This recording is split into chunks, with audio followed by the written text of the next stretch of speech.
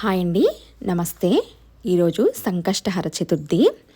నేను వినాయకుడికి ముడుపైతే కట్టుకుంటున్నాను.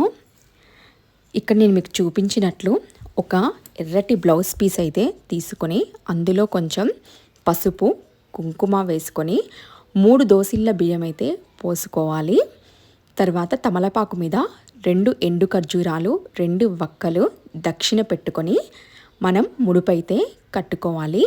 ముడుపు కట్టాక గంధం పెట్టుకొని కుంకుమ అయితే పెట్టుకొని అక్షింతలు వేసి నమస్కారం చేసి ఈ ముడుపును వినాయకుడి దగ్గర ఉంచి మనం 21 ప్రదక్షిణాలు అయితే చేయాలి. మీరు ముడుపు కట్టుకునేటప్పుడు ఏ కోరిక అయితే కోరుకుంటారో మనసులో అనుకొని ముడుపును కట్టుకోవాలి.